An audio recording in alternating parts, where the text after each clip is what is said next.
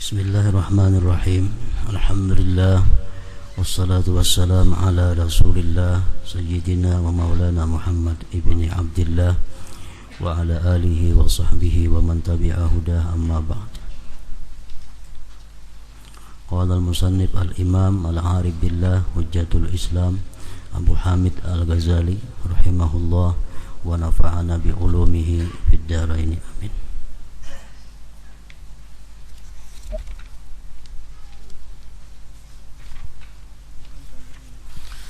Bab kedua tentang cara amal-amal perbuatan zahir dari salat, mulai dengan takbir dan apa yang sebelumnya.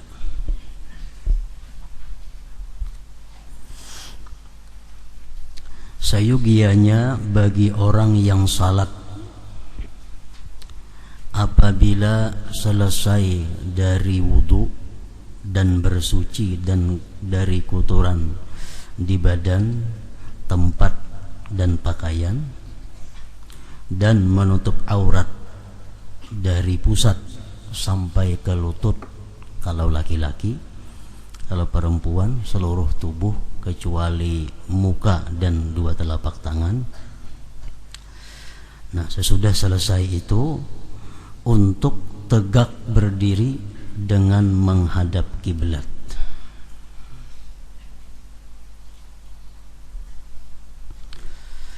Dan mengambil jarak yang enak di antara kedua telapak kakinya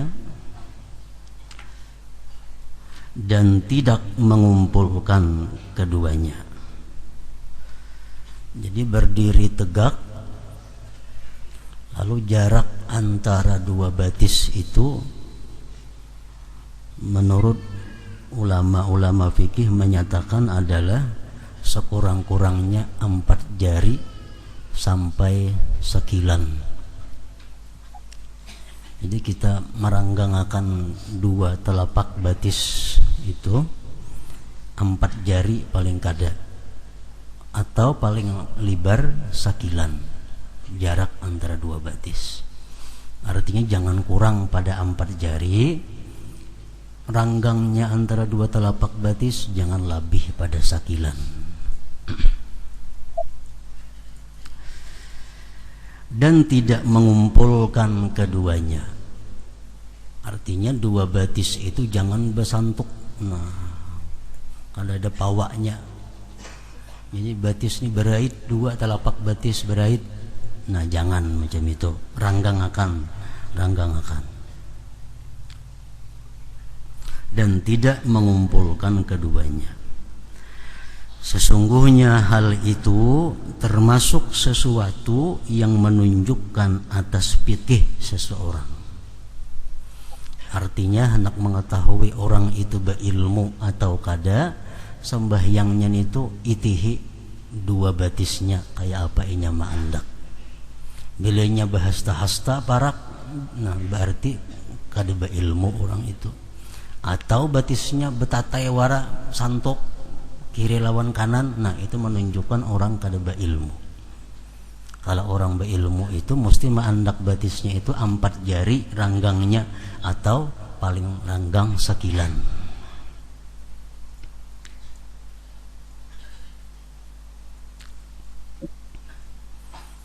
Jadi amun kebiasaan ranggang itu terpaksa dilatih pada hulu. Kaina ranggang tepang terus.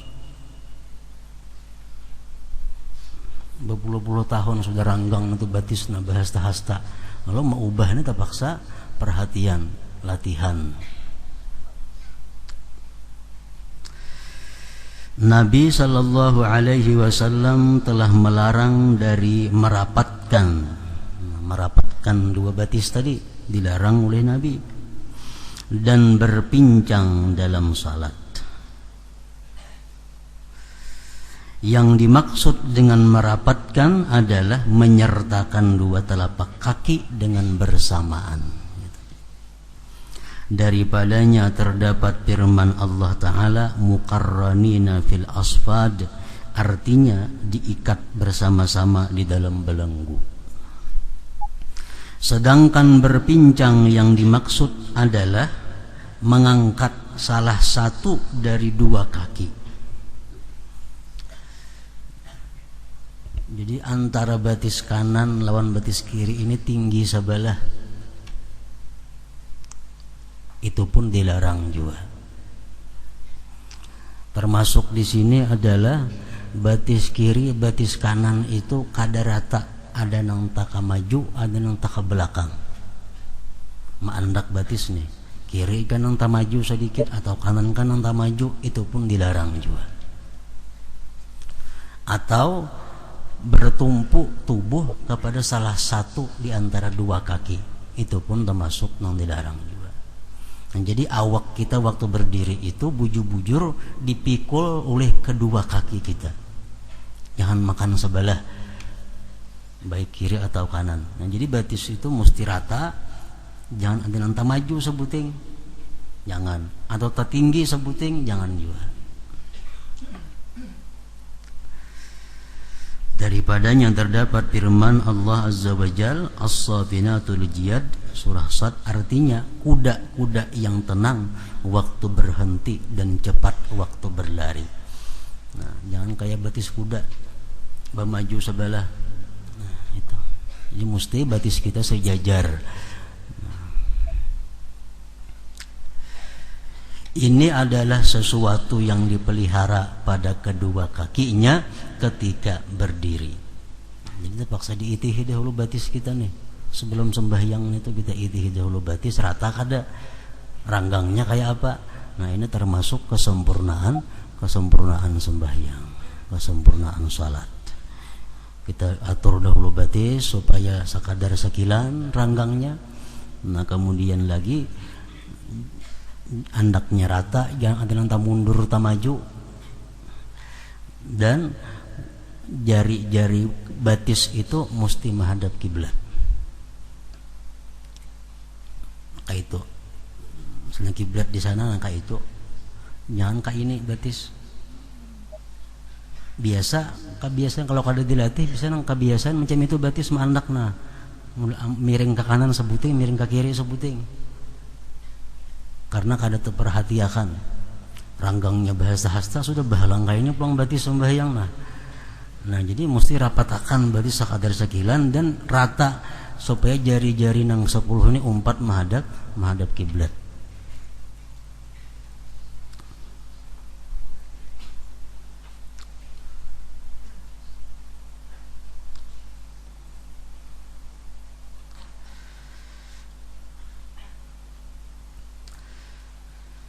Dan ia memelihara terhadap kedua lututnya dan tulang belakangnya untuk tegak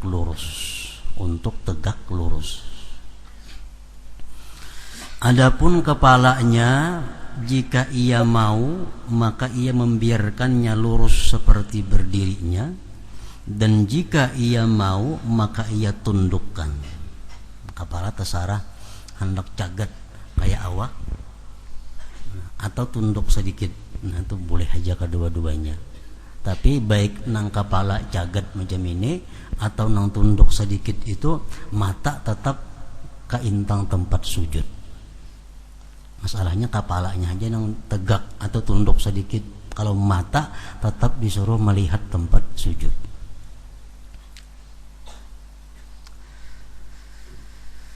Menundukkan itu lebih mendekatkan kepada khusyuk dan lebih memejamkan pandangan. Hendaklah pandangannya terbatas pada tempat salatnya yang mana ia salat padanya. Jika ia tidak mempunyai tempat salat, maka hendaklah ia mendekat ke dinding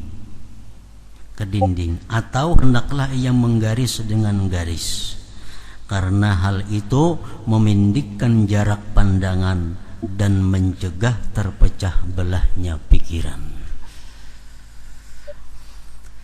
Dan hendaklah ia menahan pandangannya dari melampaui tepi tempat salatnya, dan batas-batas garis, amunnya digaris. Misal sembahyang di tanah, kada ada besangu pasahapan, kada ada apa garis. Jadi mata kita jangan hendak lewat daripada garis itu. Hendaklah ia terus menerus pada berdiri, demikian juga sampai ke ruku tanpa menoleh ke kiri atau ke kanan. Ini adalah adab berdiri sembahyang itu. Apabila berdirinya telah lurus menghadap dan menunduknya, demikian juga maka hendaklah ia membaca. Sudah berdiri tegak, batis sudah rata, jarak antara dua batis sudah pas dari sekilan atau kurang sedikit, maka hendaklah ia membaca Qul a'udzu birabbin nas sampai habis. Itu sunat surah An-Nas. Artinya katakanlah saya mohon perlindungan kepada Tuhan manusia sampai seterusnya. Maksudnya agar membaca surat An-Nas untuk menjaga diri dari syaitan. Karena kita membaca surat An-Nas itu syaitan lari berjauh daripada kita.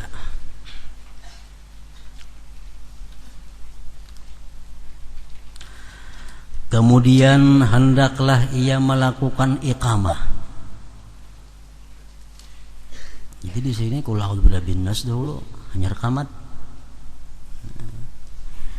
Jika ia mengharap datangnya orang mengikut dengannya, maka hendaklah ia azan dahulu. Nah, sudah tuntung semuaan itu.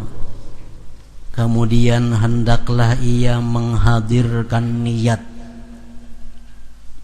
yaitu pada waktu zuhur misalnya ia mengata di dalam hatinya, saya tunaikan fardu zuhur karena Allah. Dan sunat juga menutur dengan lisannya, usalli fardaz zuhri lillah, saya tunaikan fardu zuhur karena Allah. Perkataan saya tunaikan untuk membidakkan dari qadaan, untuk membidakkan dari qadaan. Dan kata fardu untuk membidakkan dari sunat.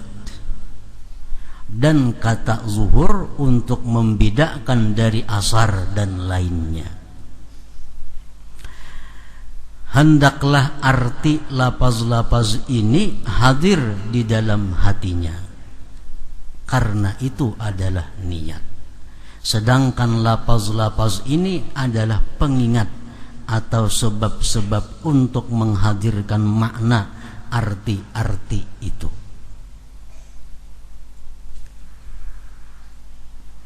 Jadi di dalam niat itu nang wajib ada 3 menurut mazhab kita. Yang pertama yang wajib itu adalah usalli, aku sembahyang. Yang kedua fardu. Yang ketiga zuhur atau asar atau maghrib. Adapun yang lainnya itu 4 rakaat tunai karena Allah Ta'ala itu sunat. Makmuman sunat juga, kecuali sembahyang Jumat, nah makmumannya wajib dibuat, wajib dimasukkan.